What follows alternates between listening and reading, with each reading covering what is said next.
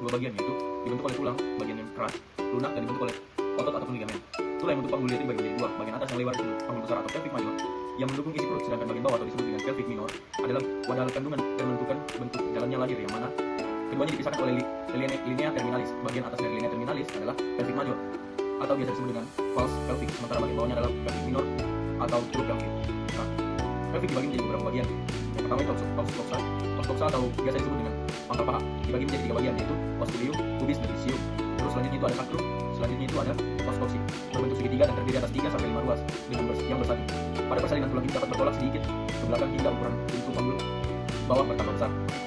Selanjutnya itu ligamen parapelvic. Yang pertama itu ilium lumbar. Ligamen merupakan ligamen utama yang membentang dari pelvic ke sacrum. Ligamen ini sangat penting untuk menjaga tulang belakang bagian bawah itu lumbar. Terus yang kedua yaitu sacroiliac. Ligamen terdiri dari 3 ligamen yang terletak di sekitar sacroiliacoid, dikenal sebagai sacroiliac anterior, posterior, dan interoseus. Fungsi utama dari ligamen ini adalah menahan beban angka aksial dan memindahkan tulang pinggul. Beban tersebut kemudian dapat distribusikan ke tulang paha dalam posisi berdiri atau tulang ischias dalam posisi duduk. Selanjutnya itu sacrospinaeus merupakan salah satu ligamen aksesoris utama pada sacroiliacoid, berfungsi untuk mencegah kemiringan ke depan promotorium sacral.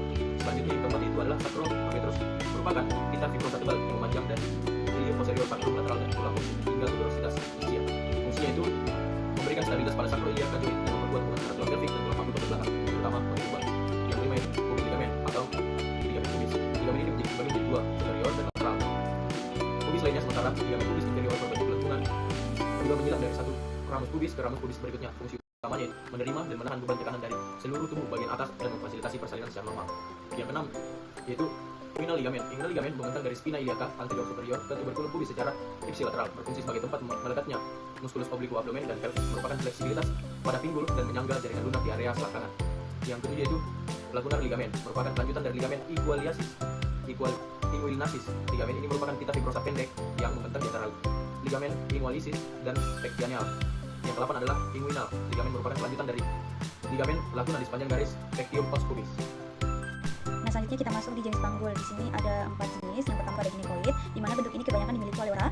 Ciri khasnya itu rongganya berbentuk oval dengan jarak kanan kiri lebih lebar daripada jarak depan dan ke belakang. Kemudian yang kedua itu ada android, di mana bentuk ini umumnya dimiliki oleh pria.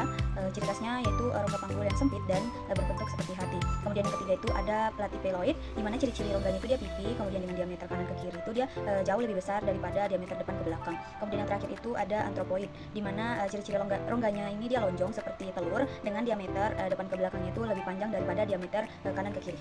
Nah, selanjutnya ada otot panggul. Nah, otot dasar panggul pada wanita terdiri dari beberapa kelompok otot yang memiliki fungsi penting dalam mendukung organ panggul dan berkontribusi pada kesehatan reproduksi. Nah, yang pertama itu ada musculus levatorani, di mana dia berfungsi untuk membantu penyokongan viscera pelvic dan menahan kenaikan tekanan intraabdominal. Kemudian di mana di sini dia terdiri dari 3 otot. Yang pertama itu puberoctalis, di mana dia berasal dari permukaan posterior pubis di satu sisi dan menempel pada sisi kontralateral. Kemudian otot ini dia berbentuk selempang yang penting untuk menjaga kontinensia feses. Kemudian otot ini dia memiliki kontraksi tonik, di mana kontraksi otot ini dia berkelanjutan yang mempertahankan ketegangan otot terus-menerus. Kemudian yang kedua ada puboroccygeus, di mana dia berasal dari permukaan posterior panggul, di mana dia memberikan stabilitas dan dukungan pada organ perut dan panggul. Kemudian yang ketiga itu ada iliococcygeus, di mana dia berasal dari spina ischial dan lengkungan tendinus posterior dari fascia obturator interna, di mana dia ini mengangkat dasar panggul dan kanal anorektal. Kemudian yang kedua untuk otot dasar panggul itu ada musculus coccygeus. Nah, di mana dia merupakan otot yang melekat pada pelvic floor juga, di mana dia berfungsi untuk fleksi osteococcygeus dan dengan bersama musculus levatorani dia menopang viscera pelvic. Kemudian yang ketiga itu ada otot transversus perineal, di mana dia berfungsi untuk memberikan dukungan tambahan pada dasar panggul seperti kandung kemih, rahim, dan rectum. Kemudian yang keempat ada otot bulbus spongiosum, di mana dia terlibat dalam fungsi seksual dan membantu dalam kontraksi saat orgasme. Kemudian yang kelima itu ada otot ischiocavernosus, di mana dia berkontribusi pada ereksi klitoris dan mendukung fungsi seksual juga. Baik, yang pertama ada fungsi otot dasar panggul. Yang pertama ada menopang organ panggul. Otot dasar panggul berfungsi sebagai hamparan atau ayunan yang menopang organ-organ penting di dalam rongga panggul, seperti kandung kemih, rahim, pada wanita, dan rektum. Tanpa dukungan ini organ-organ tersebut dapat turun yang dapat menyebabkan ketidaknyamanan atau gangguan fungsi. Yang kedua ada kontinensia atau mengontrol buang air. Otot dasar panggul ini mengontrol pembukaan dan penutupan saluran kemih dan anus. Ketika otot ini bekerja dengan baik, seseorang dapat menahan buang air kecil dan besar sampai waktu dan tempat yang tepat. Jika otot melemah dapat terjadi inkontinensia diarrea atau kebocoran urin ataupun fases. Kemudian yang ketiga ada fungsi seksual. Nah, pada wanita otot dasar panggul membantu meningkatkan sensasi saat berhubungan seksual dan dapat mendukung orgasme. Nah, pada pria otot ini membantu dalam fungsi ereksi dan ejakulasi. Otot yang kuat dan terlatih dapat meningkatkan kepuasan seksual. Kemudian ada membantu proses persalinan.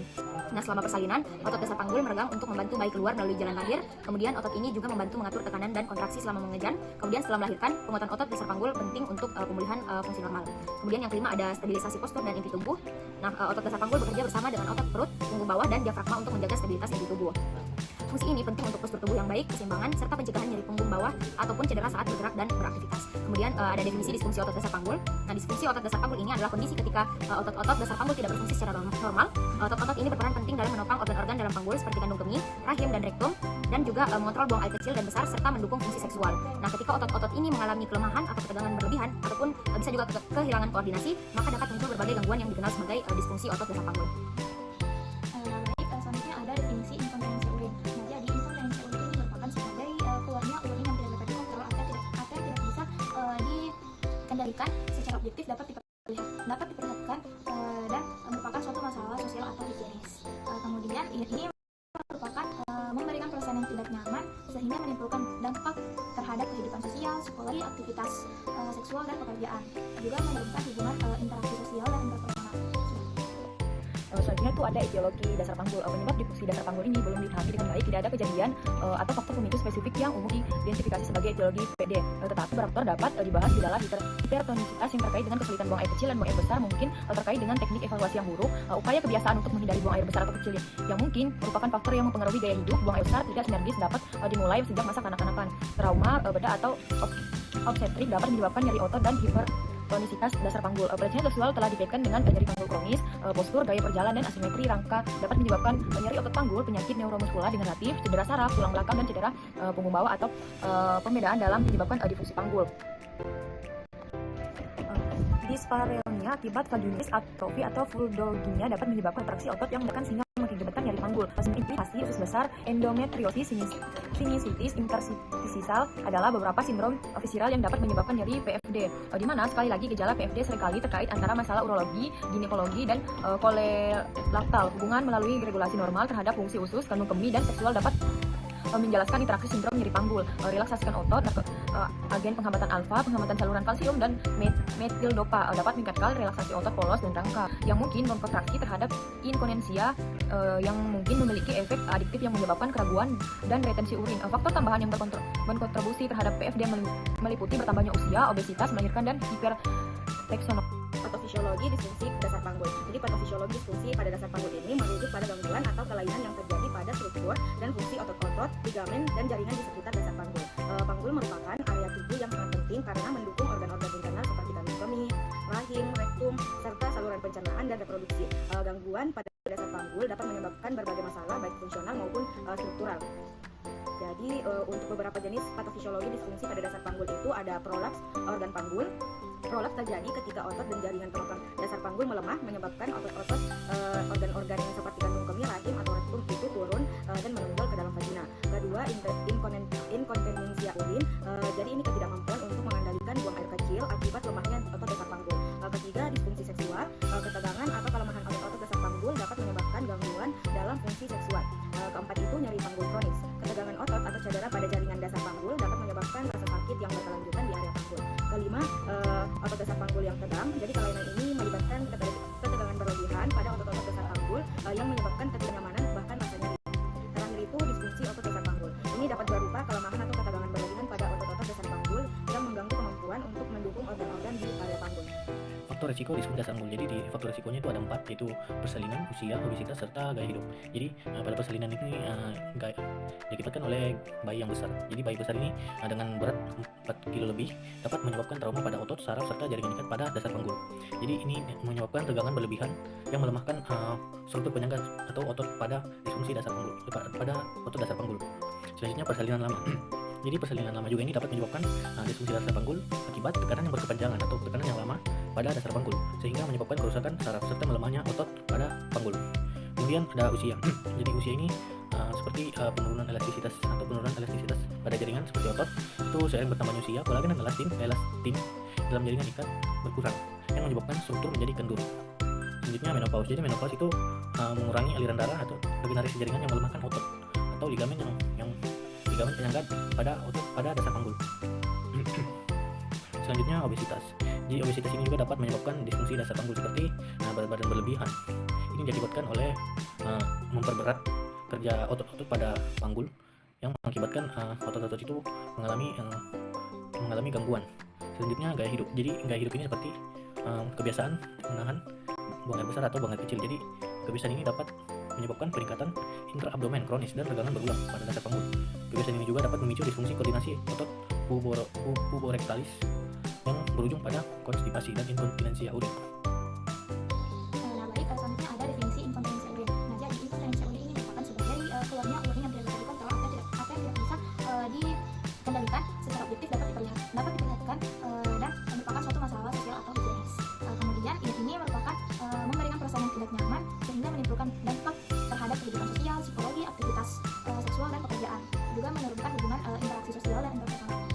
Jadi selanjutnya itu ada etiologi. Yang pertama itu ada faktor usia. Usia ini berperan sangat penting terhadap perkembangan penyakit inkontinensia urin. Hubungannya itu searah dengan adanya peningkatan prevalensi inkontinensia urin sejak usia 20-60 tahun. Ini tuh menandakan bahwa sebagian perubahan pada otot-otot di rongga panggul itu kesehatannya secara umum itu sesuai dengan pada proses penuaan.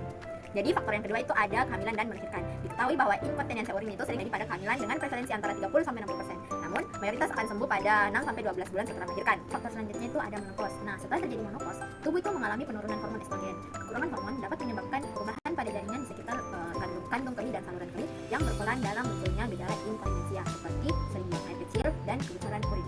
Selanjutnya ada faktor obesitas. Kelebihan berat badan atau obesitas berhubungan erat dengan meningkatnya risiko inkontinensia urin, baik itu tipe stres maupun obesitas. Nah, hal ini tuh dapat disebabkan oleh peningkatan tekanan di rongga perut yang kemudian akan menekan kandung kemih sehingga mengganggu mekanisme penutupan uretra. Untuk faktor selanjutnya itu ada jenis kelamin. Inkontinensi urin itu lebih sering terjadi pada wanita dibandingkan pria. Sekitar 30% wanita itu pernah mengalami kondisi ini, sementara pada pria itu hanya sekitar 1,5% sampai 5% saja. Nah, hal ini itu disebabkan oleh perbedaan anatomi dan fisiologis serta faktor-faktor yang lainnya seperti kehamilan yang dialami oleh wanita. Dan faktor yang terakhir itu ada penyakit kronis dan gaya hidup. Kebiasaan merokok serta penyakit paru-paru kronis seperti asma atau penyakit paru obstruktif kronis atau PDOK juga merupakan faktor risiko inkontinensi urin. Batuk kronis yang sering terjadi pada penderita penyakit ini dapat meningkatkan tekanan di dalam perut sehingga memperlemah otot-otot pengontrol saluran kemih. Selain itu, kandungan zat kimia dalam merokok juga dapat mempengaruhi fungsi kandung kemih secara langsung.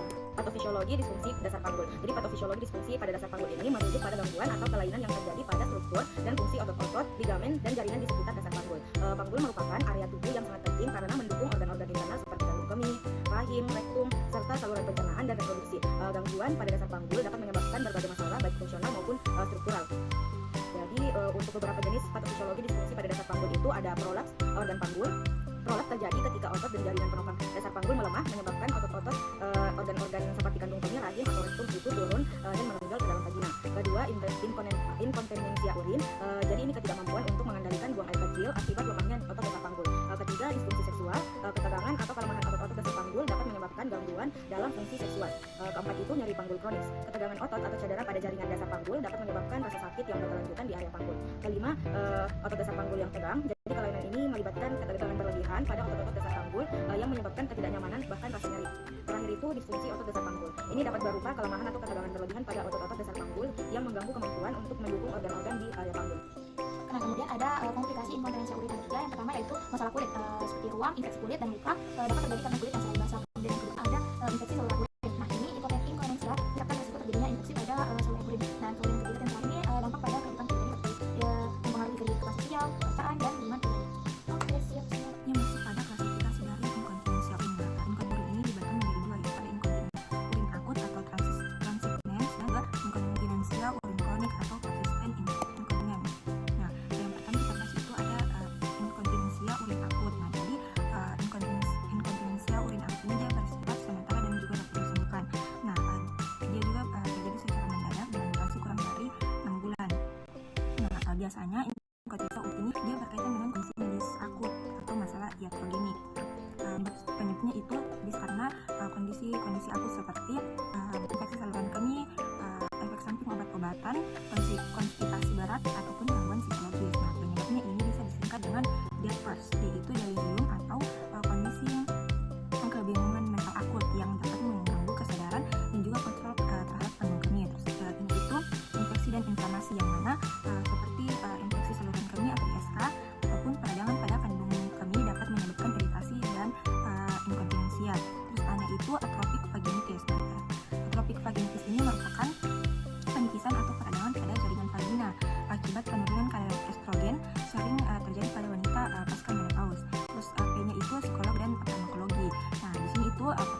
psikologis seperti stres atau depresi, serta efek samping dari obat-obatan tertentu dia dapat menyebabkan inkontinensia urin akut.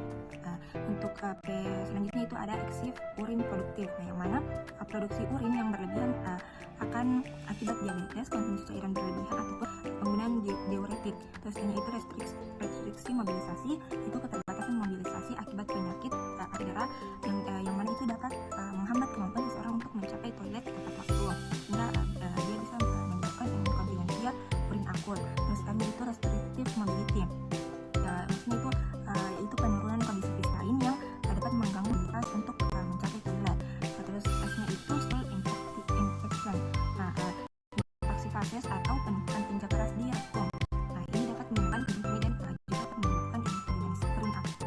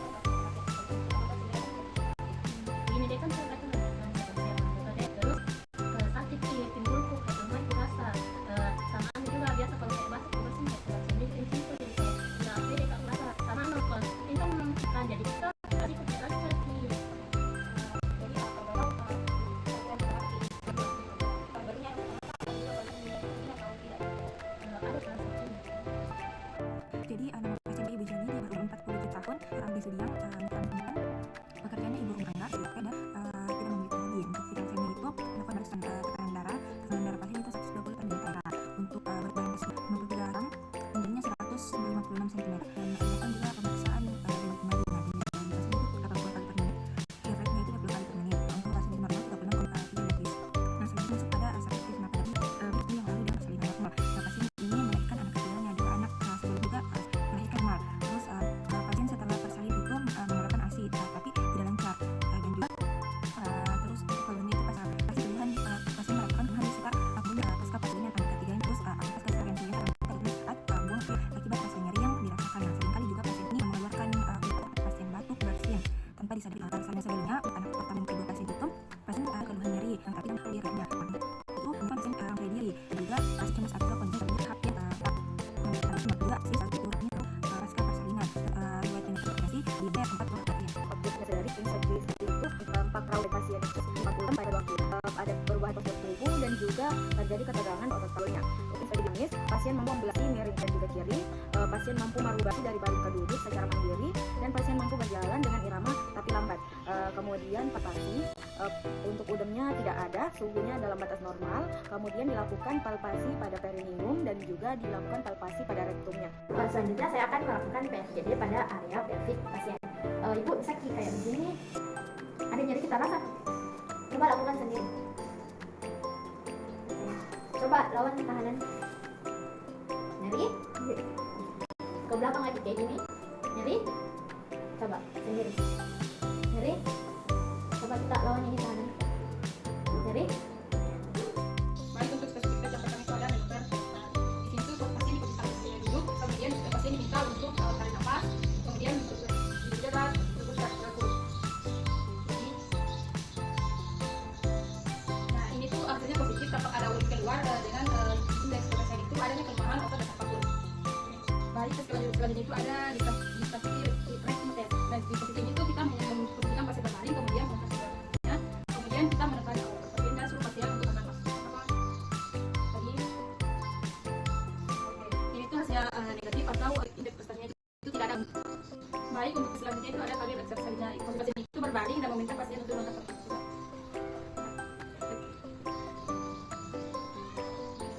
Nah, hasilnya itu negatif atau tidak ada gangguan. Asesmennya untuk kode ICF-nya ada 520.3 urinary function, B620.3 urinary function, B62.2 muscle power function, S750.1 structure of pelvic, D 630 titik toileting. Adapun diagnosis fisioterapinya adanya gangguan aktivitas fungsional toileting berupa kesulitan berat dalam melakukan eliminasi urin secara terkontrol dan kelemahan sedang pada fungsi otot.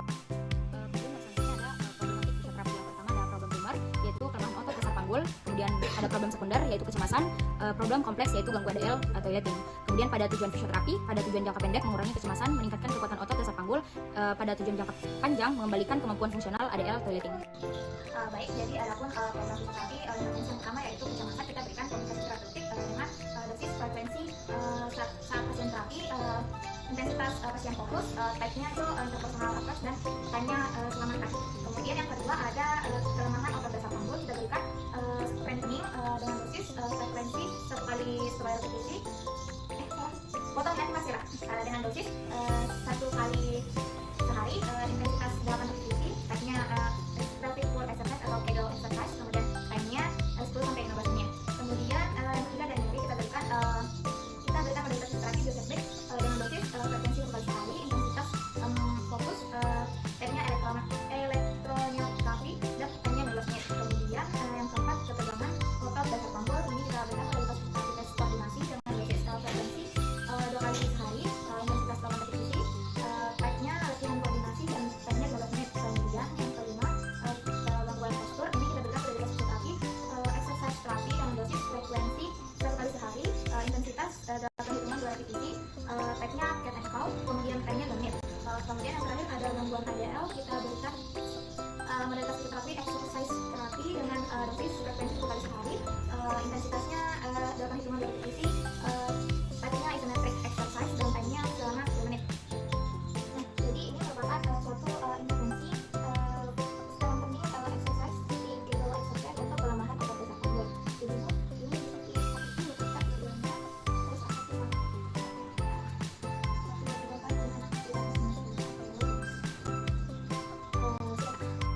Jadi selanjutnya itu home program. Jadi home program ini kita bisa memberikan saran memberikan latihan-latihan di rumah kepada pasien. Jadi latihannya itu ada 2, bisa menggunakan bridging exercise serta clamshell. Jadi bisa dilihat pada gambar. Jadi cara yang pertama itu untuk memperkuat otot-otot abdominal serta otot-otot core pada si pasien. Dan juga pada clamshell itu dapat memperkuat otot-otot pada seperti quadriceps, hamstring, dan otot-otot lainnya pada dasar panggul. Untuk dosis latihan pada home programnya itu untuk latihan di rumah itu mengikuti pasien atau sudah sesuai kemampuan pasien, atau bisa juga kita berikan arahan seperti 3 kali repetisi, 10 kali hitungan, dan bisa meningkat seperti 15 kali hitungan, 3 kali repetisi, dan itu juga mengikuti kemampuan pasien.